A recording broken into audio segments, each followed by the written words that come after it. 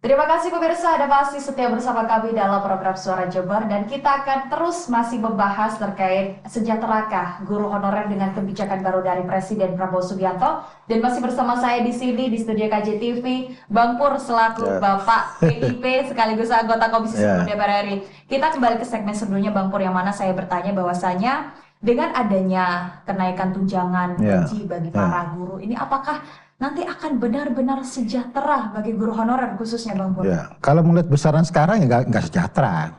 Belum. Iyalah, sekarang 4 juta buat apa?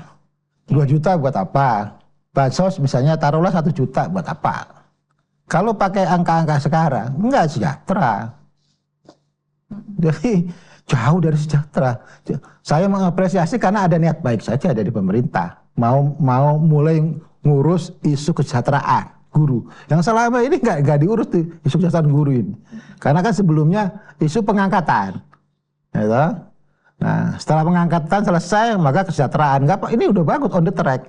Nah cuma sekarang tadi itu, kalau pertanyaannya apakah dengan kebijakan sekarang dengan angka-angka yang sudah muncul, jawaban saya tegas nggak sejahtera. Enggak sejahtera gimana? Nggak bisa. Sekarang aja UMR-nya Jember kalau saya nggak salah itu 2.100, 2.600 ya UMR-nya Jember loh. Ini UMR loh di sektor swasta, industri. Lah sekarang kalau 1 juta misalnya bansosnya buat honorer, malah ada yang di bawah aja 500 kan gitu. Ya nggak sejahtera. Berarti nggak cukup dia untuk hidup sebulan, nggak cukup. Jadi kita apresiasi kebijakannya dalam konteks ada upaya meningkatkan kesejahteraannya, tapi dengan angka-angka yang dimunculkan hari ini ya jauh dari sejahtera menurut saya. Ini PR besar kita gitu. Jadi harus serius betul kita menyiapkan anggarannya. Jadi kalau kemudian kebijakan sudah di statement sedemikian rupa dengan judul mensejahterakan para guru kan gitu, itu kalau sampai guru nggak sejahtera, waduh disumpahin orang se-Indonesia itu nggak boleh. Makanya menurut saya kebijakan itu harus betul-betul diwujudkan menjadi satu keputusan yang bisa dieksekusi. Jadi sekarang ini seharusnya pemerintah mulai statement, oke, kami komitmen, kita akan mensejahterakan guru, kita akan buat, tadi saya bilang konstruksinya, dalam waktu setahun pertama 2025 ini berapa, 2026 berapa, 27 berapa, 28, 29 berapa. Dalam masa satu periode kepemerintahan ini. Saya sadar anggaran kita kurang. Tapi kan harus punya rencana. Betul. Tahun ini oke, kami baru sanggup 500.000. Tapi 2026 naik lagi. Harus ada perencanaan yang jelas. Jangan kemudian di statement cuma sekali, setelah itu nggak ada. Rencananya bagaimana mensejahterakan. Menurut saya yang fair, yang adil dibuat. Karena ini pemerintahan sampai 2029, graduasinya gimana? Untuk sampai minimum sejahtera. Karena itu sebelum kita memutuskan graduasinya kita sepakati minimum mencapai angka berapa, gitu loh. Yang tadi saya bilang kalau UMR itu kan ada tuh setiap tahun, malah UMR itu kan dinaikkan, dikoreksi lah, bisa naik bisa turun, kan betul, gitu. Betul. Tapi kan setiap tahun ada kesepakatan, disepakati oke, tahun ini UMR sekian, naik 200 perak kan gitu. UMR aja setiap tahun naik kok, masa gaji guru nggak naik? Kan bahaya ini. Ini adalah orang-orang yang mencerdaskan anak-anak kita. Generasi mendatang yang bisa menentukan Indonesia emas atau loyang atau perak atau apa kan gitu. Artinya secara tegas Bang Pur selaku wakil rakyat Komisi 10 memang di bidang pendidikan sekaligus Bapak PIP dengan kebijakan ini masih belum. Jauh dari sejahtera. Kalau kita ngomong sejahtera loh ya, jauh. Sejahtera itu kan kasarnya sudah bisa makan plus satu lagi bisa jalan-jalan. Kan gitu, itu sejahtera. Kalau hanya orang bisa makan kategori kenyang. Tapi kalau sejahtera itu kan lahir dan batin. Kalau lahir dan batin berarti setelah bisa makan, sandang pangannya sudah terpenuhi, satu lagi jalan-jalan.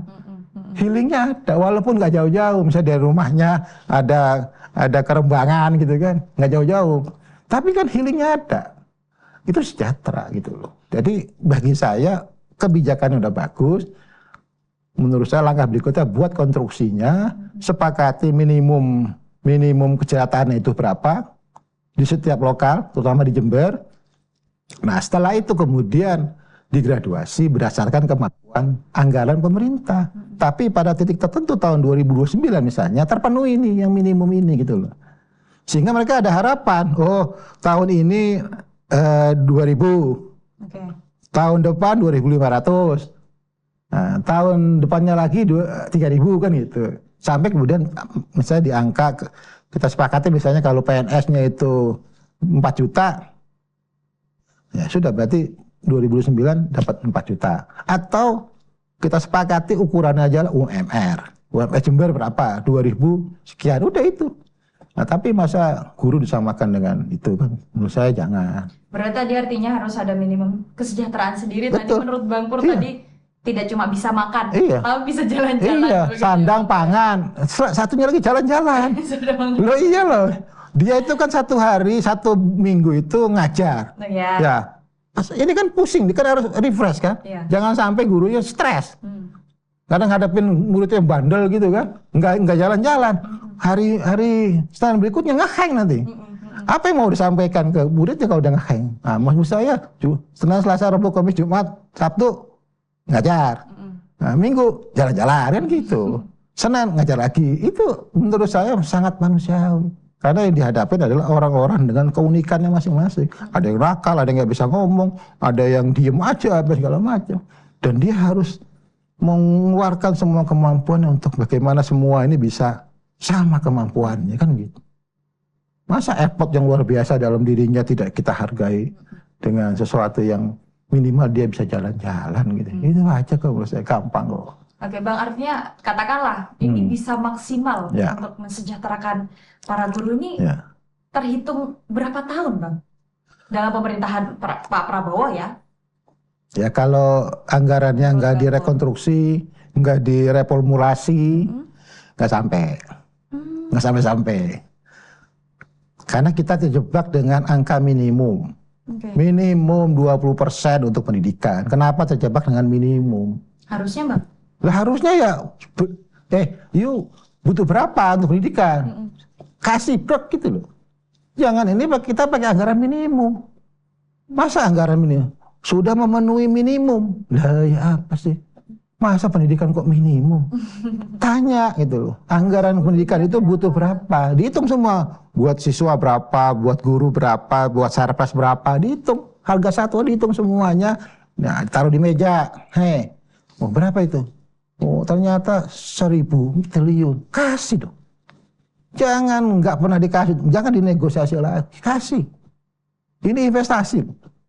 Kalau kita yakin ini adalah investasi untuk Indonesia maju, oke nggak apa-apa. Bisa jadi dalam waktu 10 tahun kita ikat pinggang untuk hal-hal yang lain. Tapi kan kita sadar dan yakin 10 tahun lagi kita akan mendapatkan kader-kader SDM yang luar biasa. Betul. Dan itu nanti pinggangnya jadi nggak muat lagi.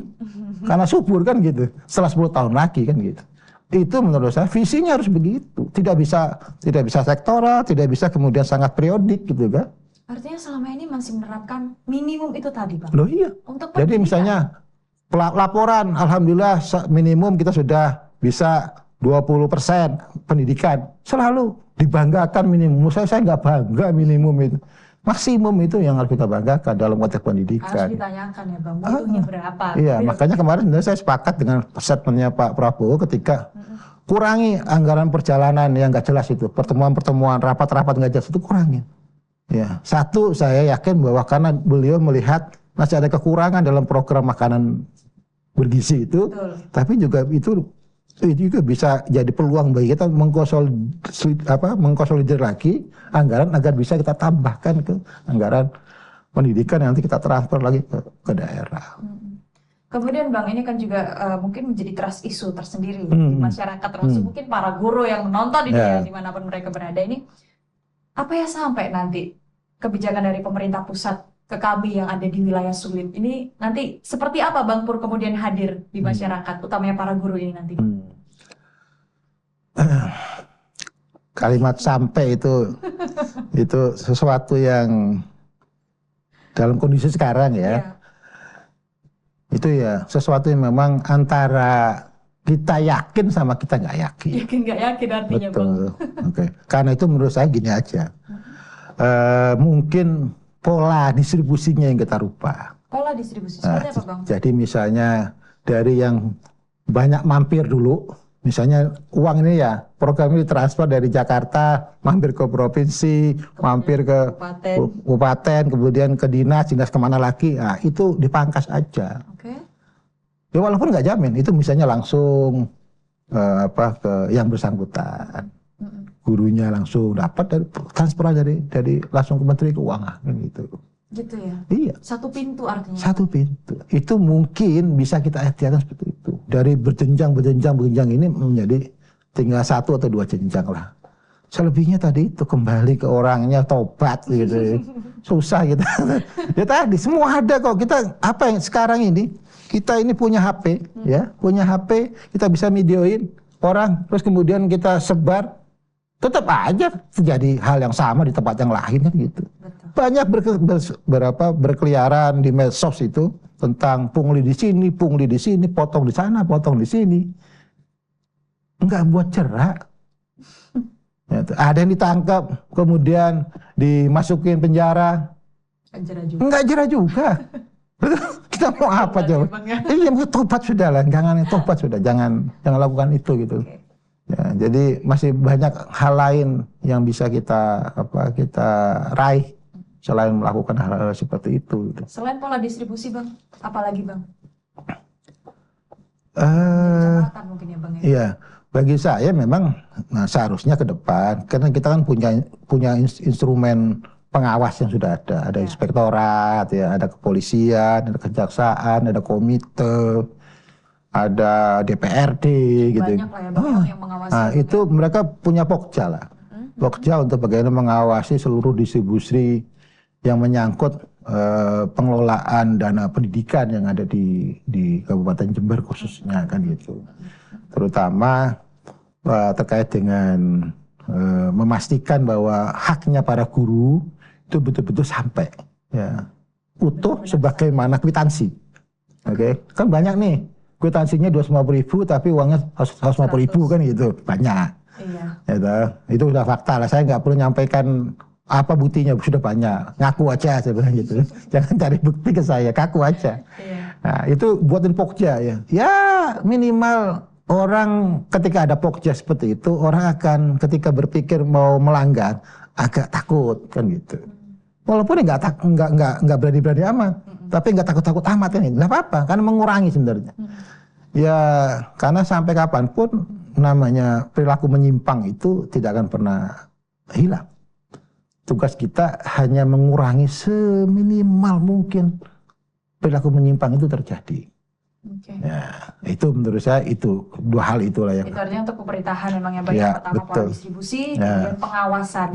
Kemudian untuk para guru, bagaimana Bang Pur hadir sebagai wakil rakyat para guru ini nanti dengan adanya, aduh Bang Pur, saya nggak yakin nih bakal nyampe ke saya segitu. Nanti seperti apa Bang Pur hadir kemudian? Ya, sebagaimana tadi saya sampaikan di depan sebelumnya, jadi saya akan memperjuangkan bagaimana penghargaan untuk para guru-guru dalam konteks ini, apakah itu kita sebut honor, apakah itu gaji atau apapun, itu harus bersifat distribusinya secara langsung. Kita akan sampaikan nanti ke kementerian agar ini menjadi kebijakan sebagaimana yang juga diberlakukan ketika saya menyalurkan program PIP.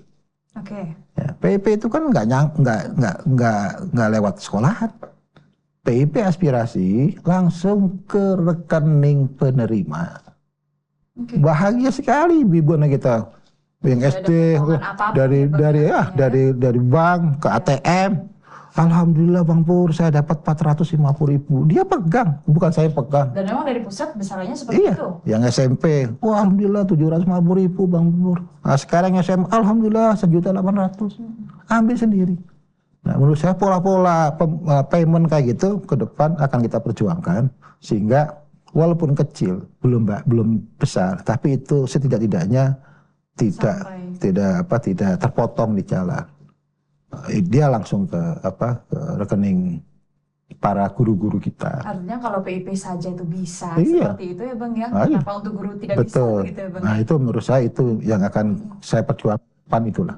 Kesejahteraan itu langsung dengan mampir-mampir. Kalau mampir dia nggak sejahtera. Ya kan? Kalau langsung itu sejahtera. Kalau nggak langsung itu mampir sana, pastilah pos ini ya butuh dana buat ngopi, buat ngerokok, buat apa lagi kan, judulnya banyak. Jadi akhirnya yang harusnya diterima 1.000, karena setiap pos minta kopi, dia terima 700. Kapan sejahteranya lagi? Oke Bang Pur, mungkin ini sebelum diakhiri mungkin ada closing statement Bang Pur dengan adanya kebijakan ini untuk para guru honorer terkhusus di Kabupaten Jember. Ya, saya berharap dan sangat berharap kepada pemerintah daerah, khususnya Bupati Jember, karena urusan pendidikan adalah urusan yang diotonomisasikan, yang itu pemerintah pusat menyalurkan melalui dana transfer daerah yang besarnya 53% dari total 20% mandatory spending anggaran pendidikan.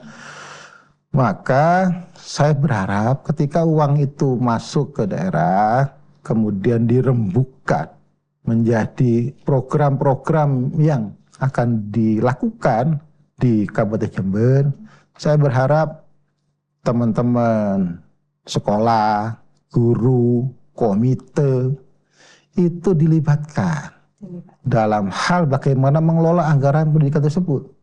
Khususnya terkait dengan guru-guru itu, mereka tahu dan paham bahwa ada anggaran untuk peningkatan kesejahteraan guru, tunjangan guru yang ada di APBD, sehingga juga mereka akan lihat, oh ternyata dianggar sekian.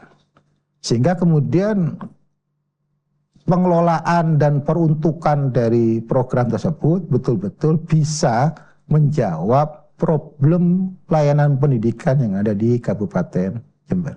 Itu mungkin harapan saya ke depan. Oke, baik. Bang Pur, mungkin dari semua percakapan kita dari awal hingga akhir segmen ini artinya memang untuk kebijakan ini memang sudah bagus. Gitu ya Bang Pur. Tapi masih belum sejahtera. Betul. Para guru perlu ada konstruksi lanjutan, begitu ya Bang Pur.